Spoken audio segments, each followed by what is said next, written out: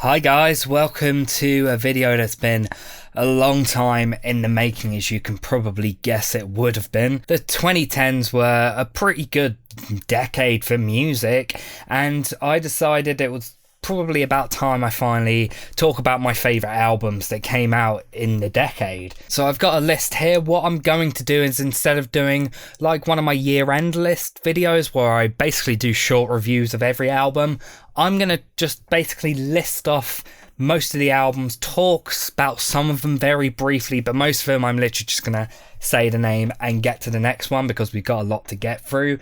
I've picked 100 albums in this video. They're all albums that I either really liked or loved throughout this decade. I also decided to pick one album from each band, so a lot of the list doesn't get clogged up by a few bands who had multiple albums I loved this decade. So it's all 100 different albums from different bands. I'm going to go from 100 to number 1, of course, and basically briefly talk about every album, or at least most of them. What I am planning on doing is every album from 100 to probably about 50. I'm literally just going to say the name and that's about it. Maybe talk briefly about one or two, but mostly just going to list them and try and get through the list as quickly as possible because, like I said, there's a lot of stuff to talk about here. So at number 100 on this list, we have the most recent album from Metallica, their double album Hardwired to Self-Destruct.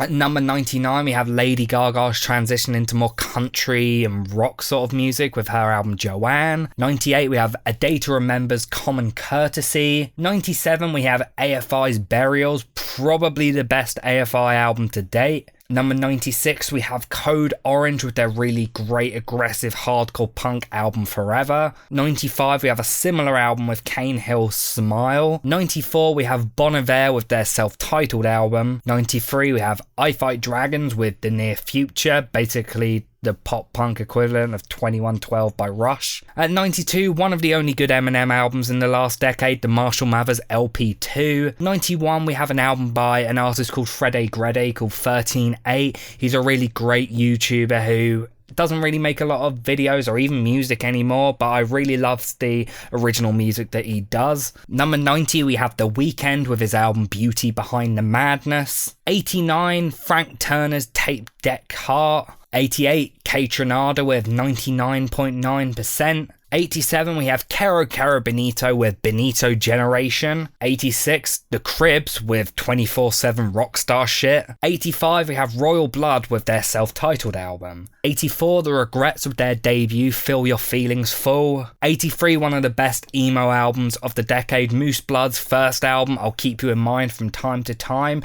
Not really a big fan of anything other than this album from them, but I really love this album still. 82, King Gizzard and the Lizard Wizard with Nonagon Infinity. 81, Grimes with Art Angels. 80, Blink-182's incredibly underrated album Neighborhoods. 79, an album that was my album of the year upon release, but one that my opinions have decreased massively in the last couple of years. We have Creeper with their debut Eternity in Your Arms. 78, we have Declan McKenna with his debut album What Do You Think About the Car, really great catchy indie stuff. And another similar album, 77, Catfish and the Bottommen's debut The Balcony. 76, we have the only good Block Party album this decade, 4. Number 75, we have The Killers with their sadly overlooked album Wonderful Wonderful. I really like this album. Some Kind of Love on it is probably my favourite Killers songs, a lot of really great tracks on there. And number 74, we have another very underlooked, for some reason, album, MGMT with their sophomore album Congratulations. 73, we have Regina Spektor with one of the better albums she's released in the last decade or so with Remember Us to Life. 72, we have Sum 41 with their album Screaming Bloody Murder. 71, the debut from The Big Moon, Love in the Fourth Dimension. And number 70, we have Mumford & Sons with their sophomore album Babel. Again, probably the only really good album they released this decade. 69, we have Jeff Rosenstock's old band Bomb the Music Industry with their album Vacation, probably their best album, but they did do a lot of really great stuff in the early part of the decade / late part of the last decade. Number 68, we have Def Cab for Cutie with their album Kintsugi, an album that I didn't like upon release but has really grown on me in the last couple of years. 67, we have Coldplay with their album Ghost Stories. I've almost put Everyday Life, their newest album, on here, but I think I prefer Ghost Stories just that a little bit. Number 66, Highly Suspect with their album Mr. Asylum, probably the only album they've released that's actually any good, or at least great. Number 65, we have post-hardcore band Has Like Houses with their album Dissonance. 64, we have Indoor Pets with their debut album Be Content. 63, the sophomore album from Algiers, The Underside of Power. And 62, we have Interpol with their album El Pintor. Number 61, we have the debut from one of my favourite bands of the decade, Lower Than Atlantis, their hardcore punk album Far Q. It's probably their heaviest album before they went into more kind of catchy pop punk sort of stuff. And number 60, we have Paramore with their album After Laughter, another album that I wasn't a huge fan of at first, but has really grown on me in the subsequent years. And at 59, we have 21 Pilots with their most recent album Trench, easily their best album to date in my personal opinion. 58, we have Julian Casablancas' side project from The Strokes, The Voids, with their album Virtue, really great experimental indie stuff. And 57, we have The Wombats with their sophomore album This Modern Glitch. 56, we have The Strokes with Angles. 55, The Menzingers with their album After the Party. 54, we have the really great noise pop album Treats from Sleigh Bells. Number 53, we have the Geordie Bruce Springsteen Sam Fender with his debut album Hypersonic Missiles. 52, we have Biffy Clyro with their really great double album Opposites. 51, we have Panic at the Disco with their album Too Weird to Live, Too Rare to Die, an album that I know a lot of people criticise for stepping away from any of the rock sort of sound of their previous stuff, but I think it's personally one of my favourite albums by him. At number 50, we have the really great post-punk album Dog Rule from Fontaine's DC. 49, we have Foo Fighters with their album Wasting Light, the only one of the 3 albums they released this decade that I think is really good. Number 48, we have what is probably the best album any of the members of Blink-182 has made outside of the band, Angels and Airwaves with The Dreamwalker. 47, we have Father Son with their album Sum of All Your Parts. 46, indie folk rock band Daughter with their debut If You Leave. 45, we have Arctic Monkeys with a very underrated album, Suck It and See. Definitely better than their album AM, and only slightly better than Tranquility Base in my opinion. It was definitely very much between those two for the pick, but I think I like Suck It and See just a little bit more. 44, really great math rock emo album, American Football's LP3. 43, Band of Skulls with their sophomore album Sweet Sour, really great hard rock / blues rock stuff. Number 42, we have Albert Hammond Jr. with probably the best Strokes album to come out from the decade, even though it's not from the Strokes. Francis Trouble, really great catchy indie rock stuff, great guitar work, really catchy hooks, great lyricism, really good album. Number 41, we have Tyler the Creator with his album Igor, one of the best breakup albums of the decade and easily one of the best hip hop and R&B records. Also easily my favourite Tyler the Creator album, and I'm excited to see what he does after it. 40, we have Parquet Courts with Wide Awake, really great post-punk sort of stuff. It's really hard to explain the sort of music that they make, but it's very heavily indebted to garage rock stuff from the 60s and 70s, and this album takes heavy influence from Talking Heads, so it has kind of a funky new wave sort of sound. If you haven't heard it, I highly recommend it. 39, we have Black Midi's debut Schlagenheim, one of the most interesting and unique experimental rock records to come out from the last decade. 38, we have Ed the Dog's album Shame. I really love this album. It's really catchy lo-fi indie rock power pop stuff that I highly recommend to anyone who likes bands like the Wombats and Arctic Monkeys and that sort of stuff. Number 37, we have Death From Above with what is possibly the best album of their career, Outrageous Now. It steps away from their dance punk roots and more into heavy metal and hard rock sounds, and it works really well. I think it has some of the best songs that they've done to date. 36, we have Waves with King of the Beach, really fun, summery beach punk / lo-fi stuff on this album. Easily their best in my opinion. 35, Alex Cameron with Miami Memory. Takes a lot of the comedic synth pop sounds of his first 2 albums and drenches it in soft rock and classic rock from bands like Bruce Springsteen and Tom Petty. It's really, really great and was one of my favourite albums of last year. 34, we have Meatwave with their sophomore album, The Incessant. Really biting, heavy, yet somewhat melodic and catchy punk rock album. 33, we have Courtney Barnett with Sometimes I Sit and Think, Sometimes I Just Think. One of the most quirky and funny, yet catchy and incredibly well written indie rock records of the entire decade. At number 32, we have Harry Styles with his debut self-titled album. It's an album that I think still a lot of people were not expecting from him, taking heavy influence from classic rock acts, especially including David Bowie and Fleetwood Mac. But it's still very obvious he comes from a pop background, and it's a really great blending of that classic rock and modern pop sound. Definitely better than his most recent album in my opinion, and easily the best thing that any member of One Direction has ever done and probably ever will do. Number 31, we have Wolf Alice with their debut album My Love Is Cool.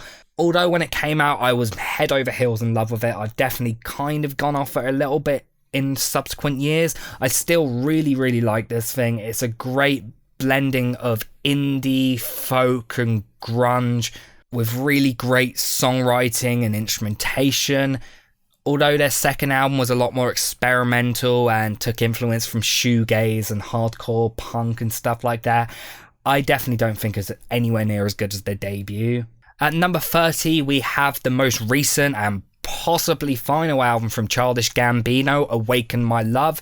Although I did like Camp, and I do think Because the Internet is a really great rap album, I think Childish Gambino is at his best when he's doing stuff like this, the very funkadelic inspired R&B, soul and funk music. It easily has some of the best songwriting out of any album like this I've heard in a long time.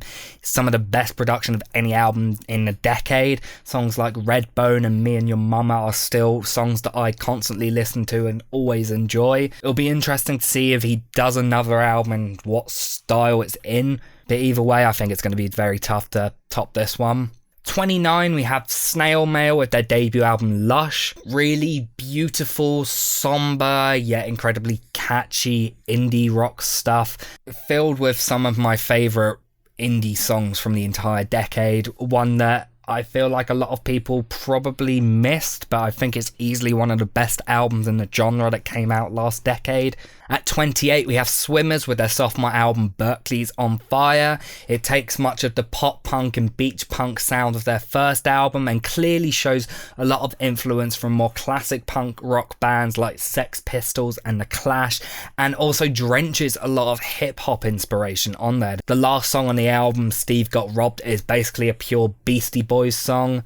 It's much more political than their previous album, takes away most of the romantic lyricism and focuses more on world issues, and I think it served them really, really well. This is easily the best of their albums so far, and I'm looking forward to seeing what they do next. At 27, we have Ida Mighty with their album Connector, a really great post-hardcore / progressive rock album, clearly inspired by bands like Coheed and Cambria. There's some really great, catchy tracks on the album, like the song Friends with Max Bemis from Say Anything. The lyrics are all about how social media and modern technology kind of remove us from each other, and how even though we're more connected than ever before, we're also more separated than we've ever been before. Lyrically, I think the album's really strong. There's some really great instrumentation.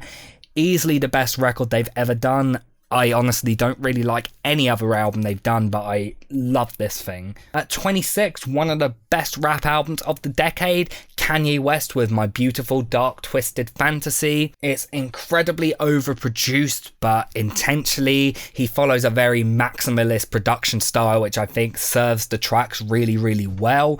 The album is essentially just Kanye West intentionally displaying his huge ego, and although I can see a lot of people being turned off from that, I think it works incredibly well as this incredibly personal, self-powered parody sort of album that really works, has some great features on it, easily some of the best Kanye tracks of the entire decade. At 25, Arcade Fire with their album The Suburbs, easily my favourite Arcade Fire album. It's probably their most diverse musically, taking huge influence from loads of different sounds, including folk, punk, their normal alt-rock, indie, baroque sound. It's a really, really great, well-written album, and I want to do a proper video about it at some point, so I probably will do that. At 24, we have Jack White with his incredibly weird experimental third solo album, Boarding House Reach.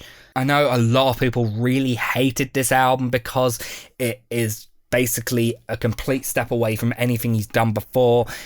It carries on a lot of his signature blues rock sound, but it's much more electronic and lo-fi than anything he's done. I think the very experimental, strange tone suits it well, and it's just a collection of the best songs that I think he's ever written. At number 23, a kind of controversial pick now, not because the album is critically hated or anything, but more because of the backstory behind the band in recent years. We have Brand New with their final album, Science Fiction.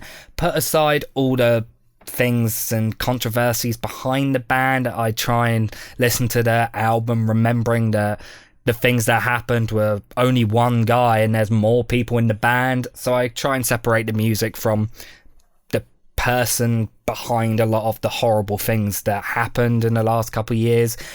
But Science Fiction, I think, is one of the best alt-rock albums of the decade. Really interesting stuff, basically completely different from anything they've ever done. Even completely different to their last album, Daisy, more of a noise rock sort of stuff instead of their emo style. Takes heavy influence from bands like Modest Mouse. It's a very somber, dark, yet at times kind of beautiful tone throughout the album, and it's easily one of the best produced albums of the decade. It's an album that I still do go back to quite often, but it is hard to listen to if you know the sort of stuff that happened behind the scenes. At number 22, we have Enter Shikari with their album The Mind Sweep. It was very tough for me to pick between this or The Spark because I love both albums, but I think The Mind Sweep is much more experimental. It takes influence from a larger variety of sounds and genres. It of course has a lot of that metalcore / post-hardcore sounds that their early stuff has, but it clearly takes heavy influence from electronic music. There's songs like Anesthetist, which is basically kind of almost a jungle sort of track. There's a lot of electronic and hip-hop inspired sounds on the album, and I think it really works well. At number 21, we have Foals with their sophomore album, Total Life Forever. It carries on a lot of the very dance, punk / math rock sound of their first album, but definitely feels a lot better crafted, less loose, more focused, and with a clear influence from alt-rock and indie rock bands. There's some of the band's bounciest and most fun and energetic tracks like Miami and the title track, as well as more beautiful somber songs like Spanish Sahara. I think this is easily the best collection of songs that they've done to date, and they've had a really good career, so that says a lot. At number 20, we have Plan B with his album The Defamation of Strickland Banks. Easily one of the best soul or hip-hop albums to come from the last decade. It's this really great concept album about a singer who goes through this sexual assault allegations and ends up in prison, having to survive the traumatic experiences that he faces there. I love the blending of hip-hop sounds that you know from Plan B with more soul and R&B stuff. I definitely think some of the lyrics are a little cheesy and haven't aged too well, and the story can be a little bit too on the nose, but this is easily one of the best British rap and soul albums of the decade. Number 19, we have Billie Eilish with her debut When We All Fall Asleep, Where Do We Go? Easily one of the best pop albums of the last decade. Really beautiful yet depressing and dark and very minimalist sound with this incredible attitude that very few musicians manage to nail quite as well without being obnoxious or in your face. At number 18, a very similar album, Lord's Melodrama. This album steps away from the minimalist sound of her debut and does have a very maximalist, overproduced blending of pop, rock, new wave and synth pop into what is easily one of my favourite pop albums of the decade as well, maybe even one of my favourite pop albums in general. I find myself constantly returning to this album and it always makes me feel good, even though I know a lot of the lyrics and songs are very dark and depressing. The whole album is set at this house party and it kind of has a very up and down sort of progression throughout. Easily the best Lorde album and makes me really excited to see what she does next. Number 17, a very overlooked and underrated album from the singer Jack Garrett, his debut album Phase. A really well produced indie pop / R&B, sort of alt R&B album. It's clear he shows heavy influence from a lot of the stuff that was going on in mid-2000s pop music, as well as showing influence from people like Stevie Wonder, like classic R&B and soul musicians. The guitar work is heavily Stevie Ray Vaughan inspired, so it's that very bluesy sort of guitar lines that I really love. The production, the songwriting on this album, all really, really great stuff. It was an album that I loved upon release and thought I would kind of grow out of over time, but it's actually an album that I go back to every few months and remember why I loved it originally. At number 16, we have one of only 2 good Weezer albums this decade, the White Album.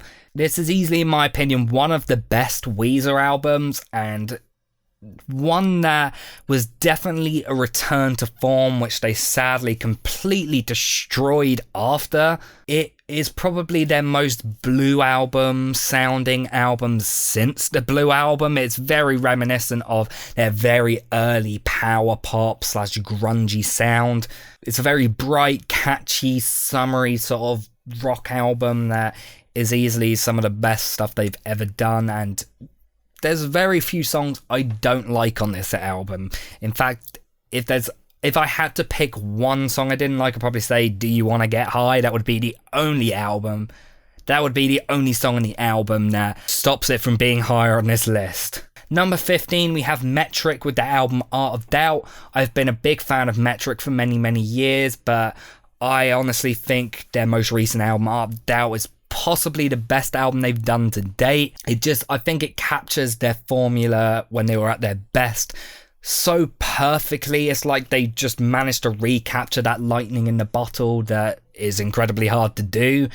It's really great synth pop, new wavy sort of stuff, heavily indebted to groups like Blondie from the 70s and 80s. It's catchy, it's at times very sad and depressing, but it's a really, really great album in my opinion. Number 14, a very underrated album, an album that most fans of this band write off and consider to be their worst album, but I personally have always had a huge soft spot for this album and think it's one of their best. We have My Chemical Romance with their album Danger Days. It saw a lot of criticism because it stepped away from their emo / pop punk sound, much more into alt rock, pop rock sort of stuff. Is very clean, bright and bouncy, but it does have some really dark, grungy sort of lyrics in there that I think a lot of people overlook because of the music being so bright. I think it's easily some of the best songs they've ever written. The production's really great.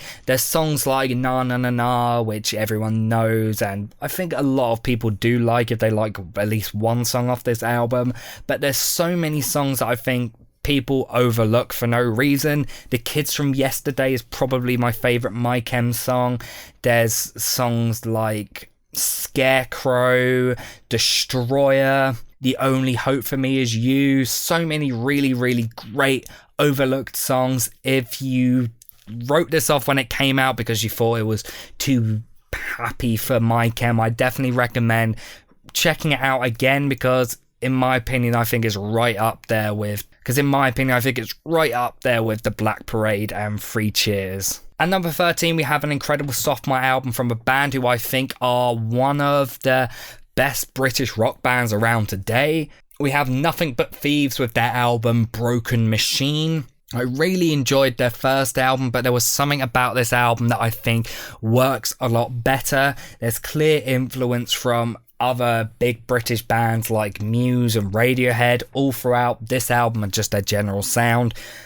But I think this album shows much more maturity and lyrical depth than anything they'd done before. There's a lot more emotional moments on the album. Production wise, it's really great. Some of the best guitar and synth work on any British rock album from this decade. Easily my favourite record these guys have done. Number 12, we have the final album from David Bowie, Black Star, an album that took influence from artists like Death Grips and Kendrick Lamar to create this very strange experimental jazz and at times hip-hop sounding record. On the album, David Bowie faces death head-on, not with fear or anything. He kind of feels very confident about the fact he has to go, and he made this album as kind of a final farewell to his fans, creating these very poetic songs about death and life and saying goodbye. It is an incredibly hard album to listen to, but one of the most beautiful, somber and depressing records from the decade.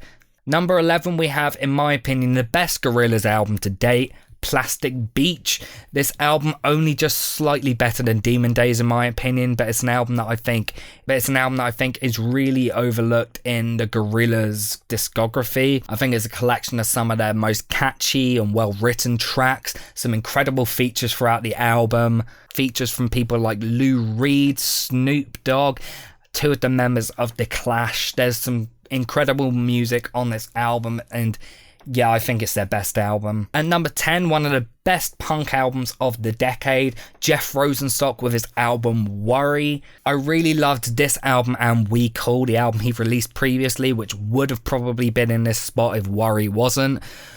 I think Worry just slightly is better in my opinion, mostly just because half of the album is this incredible punk medley inspired by Abbey Road. There's a lot of moments on the album where he's showing clear inspiration from some of his earlier ska moments from his bands like Bob and the Music Industry. It's an album that I think is really well written, really well produced and performed, easily one of the most exciting punk and most original punk records from the decade. Number 9, Against Me with Transgender Dysphoria Blues. I heavily got into Against Me in this decade, and this is easily my favourite album they've ever done. It's an incredibly personal, dark, well-written album facing Laura Jane Grace's transition into being a transgender woman. I think it's an album that is incredibly relatable, not just for people in the trans community, but people who just kind of feel lost and feel very different and like they don't fit in. It's an incredibly personal record, but I think it's one that a lot of people can relate to, even if they're not going through the exact same things that Laura was going through when writing the album. There are some weaker moments, like I think Dead Friend is one of my least favourite Against Me songs, but the rest of it is a really great, hard-hitting and beautiful punk record. It's very, very short and brisk, but kind of by design, and I think its short length actually serves it really, really well. Number 8, we have Vampire Weekend with Modern Vampires in the City. Easily their best album to date, and they have done some really great albums. It takes much of that Afrobeat and electronic indie sound and definitely heads much more into the electronic sort of sound. There's elements of hip-hop on the album, less usage of guitar on any of their albums, I think, on this album. Much more electronic sounding, easily some of the best songwriting they've ever done, easily the best production of any of their albums. This is yeah, it's by far my favourite Vampire Weekend album. It's the one I return to the most. Number 7, we have an album that was released twice this decade in 2 different formats. Both versions were really, really great. We have Car Seat Headrest with their album Twin Fantasy. Obviously, it was recorded and released all by Will Toledo by himself in his house when he was a teenager originally, but then a few years later he re-recorded it with his band to create what is essentially the definitive final version of the album. I do think both versions are very, very great. They're really well written. I do love the very gritty lo-fi aesthetic of the original version of the album, but I think the second version is much better. It realizes a lot of those tracks' full potential. There's many moments on the original version where I feel like songs had potential but didn't quite completely get it, but on the new re-recording it nailed everything. The production is great, the performances are great, easily some of the best songwriting Will Toledo has ever done. It's funny, it's incredibly personal and relatable to anyone who has ever been through a relationship, a long distance relationship, and gone through weird moments and weird sex and stuff like that. It's really great, it's funny, yeah, I love this album. Number 6, maybe one of, if not the most sad and depressing record I heard this decade, Sufjan Stevens with his album Carrie and Lowell. Although I don't think it's quite as good as Illinois, this is probably at least my second favourite Sufjan Stevens album. It goes back to some of the lo-fi folk sounds of his previous albums, especially his very, very early stuff. It steps away from the electronic sound of Age of Art, but there is still some electronic sounds presented on this album, but the way they blend in with the very soft pluck yet gritty lo-fi acoustic guitars, I think it works really, really well. It feels very natural and beautiful. I love the lyrics all about Sufjan essentially accepting the loss of his mother and his relationship with his stepfather. He sings very nostalgically, as well as kind of facing themes of death and loss head on. It's beautiful, it's incredibly sad.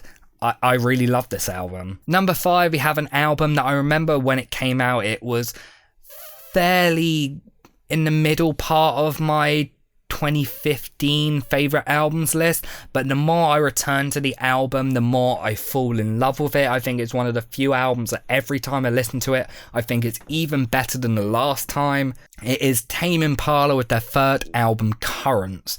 I know a lot of people would pick Lonerism for this spot, but I love Currents so much. I think it's one of the best electronic psychedelic pop records ever made. I think it has some of the best production and songwriting from any album I've heard this decade. I love Kevin Parker's vocals. It's much more accessible than most of his albums, but at the same time, it's very experimental and out there at times. The album opens up with a 8-minute long song, and it's easily one of the best songs on the album. I can definitely understand why a lot of people who don't listen to indie and rock sort of stuff gravitated to this album so much, because it's incredibly catchy and bouncy, and most of these songs are basically ready-made to be played in a club. There's no surprise that people like Rihanna would cover songs from this album. It's a really, really great album, one that if you missed, I highly recommend going and checking it out. Number 4, best punk album of the decade, by far, Idols with Joy as an Act of Resistance. I love Idols so much. They're, in my opinion, one of, if not the best new band to come out from the 2010s. They make very biting, politically charged and socially charged punk rock tracks. They're very, very British, similar to much of the great bands from the early British punk scene like The Clash and Sex Pistols. They're very much against people calling them a punk band. They're always like, we're not a punk band, we're just a rock band. But It's impossible to listen to these songs and say they're anything but punk. They're incredibly hard-hitting, biting, gritty, incredibly aggressive, with these great shouty lyrics that are at times incredibly hilarious and perfectly written. There's not a single bad track on this album, or to be fair, their debut, Brutalism, is incredibly great as well. They're also one of the best live bands around at the moment. I saw them at Alexandra Palace late last year, and it's one of the best gigs I've ever been to. So if you've not gotten into Idols yet, I highly recommend them if you're into hardcore punk and post-punk sort of stuff. Number 3, another incredibly depressing album, the most recent album from Radiohead, A Moon-Shaped Pool. Most of Radiohead's post-Kid A stuff has been very hit or miss, although I'd say there's only really one album I would say is not very good. Things like Amnesiac, it's not amazing, whereas A Moon-Shaped Pool I think is one of the best albums they've ever done. 100% the best they've done since In Rainbows, at least, anyway. It's easily some of the most beautifully written and produced songs they've done to date. Instead of blending some of the harder rock sounds that In Rainbows did with electronic sound, it's much more somber, and there's a lot more acoustic sounds in there. It feels very natural, and they take electronic sounds and make them sound very humane, very less artificial, and very like you feel like a human is playing these songs, where it doesn't sound like a computer is controlling the electronic stuff, which is very strange for an electronically charged album like this to sound like. That's some of the most beautiful and heartbreaking songs the band have ever done, songs like Daydreaming and True Love Waits, which is probably the most depressing Radiohead song ever. I really love this album, but it always makes me feel really depressed after I listen to it, and I have to listen to something very upbeat afterwards, otherwise that's my day ruined. Number 2, an album that for the longest time was going to be my number 1 spot, but the more I was thinking about it, the more I was like, yeah, I can't give the number 1 spot to any other album. So number 2, we have Queens of the Stone Age with their album Like Clockwork. Like Clockwork is, in my opinion, Queens of the Stone Age's best album. It steps away from the very psychedelic, hard rock sounds that you kind of know from them, and takes clear inspiration from classic rock and blues rock. The album was incredibly inspired by Josh Homme's experience in hospital, where he was basically bedridden and felt incredibly lonely and depressed, and he took those feelings of isolation and loneliness and created this very expressive, atmospheric and emotional rock record with it. There are moments where the album is very bouncy and catchy, songs like Sat by the Ocean and Fair Weather Friends, and even Smooth Sailing, which is basically the straight up funk rock song.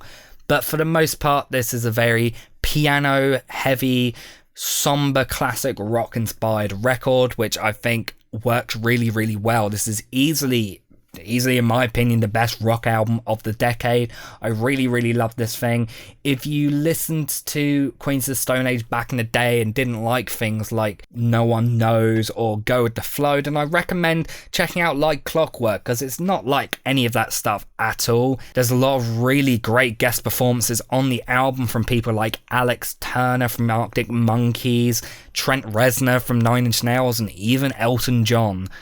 Yeah, I really love this album. It's easily one of my favourite rock albums of all time, and yeah, definitely number 2. So yeah, like I said, number 1 was originally going to be number 2, but the more I thought about the importance of this album and how incredible and unlike anything else it is, there was no way I could not give it to this album. The number 1 best album of the 2010s, in my personal opinion, is Kendrick Lamar with To Pimp a Butterfly. Kendrick Lamar had an incredible decade in the 2010s. He released Good Kid, Mad City, an incredible album. Followed it up with To Pimp a Butterfly, an album that it had a lot to top, but it somehow managed to be even better. He then did Untitled Unmastered, which was a collection of songs that didn't make To Pimp a Butterfly, and although of course it's not as good as To Pimp a Butterfly, it's easily one of the best outtake slash B-side sort of albums I've ever heard. And of course he did Damn, which easily his worst album, but that says a lot because it's still really great. To Pimp a Butterfly is one of the most incredible hip-hop albums I've ever heard, maybe my favourite hip-hop album I've ever heard. Kendrick takes clear influence from a lot of different genres and sounds that are well known for being performed by black musicians. So there's elements of jazz, there's heavy element of jazz all around the album. There's soul, funk, R&B sounds all over the place as well. Kendrick kind of proves himself as not just an incredibly talented musician when it comes to knowing how to control producers and kind of create incredibly unique, interesting beats, but he is a fantastic storyteller. Lyrically, I think this is the best written album of the entire decade. There are some absolutely incredible moments on this album. The stories he tells are incredibly personal and dark, but they fit the songs incredibly well. The story from the beginning to end is full of these very interesting caricatures which kind of come together to make this album, which is basically all about Kendrick's life as a black man in America. It's an album that obviously as a white man I'm never going to completely relate to, but it's an album that I still think is incredibly resonant, incredibly well written and performed. Production wise, it's incredible. There's not a single moment on this album I do not like. It's an album that I can listen to a dozen times a day and still pick out new things every time I hear it. I don't think I've ever listened to the album and not felt like there's something new in it that I didn't think was there before. I always pick out different pieces and put different pieces together, so it's a fresh album anytime I listen to it. I adore this album. I think it's an absolute masterpiece. Kendrick is going to have a very hard time topping this album, but it's going to be interesting to see what he does next, as he's meant to have a new album out this year, so I guess only time will tell. But yeah, To Pimp a Butterfly, best album of the 2010s, in my personal opinion. I know a lot of people agree with that, to be fair, so it's not really a controversial take. Yeah, that video went on for a long time and I'm kind of losing my voice, so I'm gonna go have a long drink and lay down for a while. Thanks for watching this top 100 best albums of the 2010s video. Let me know if there's anything that you loved this decade that I didn't put on the list, or if there's anything that I put on this list that you completely disagree with. I'm going to be doing a best films list very soon. It's just I've got a lot of films to watch. I've not got a lot of time. Hopefully it will be out by the summer, but it's going to take a long time to finish this because there's a lot of stuff that I missed out on. Thanks for watching this very long video, and I'll see you next time.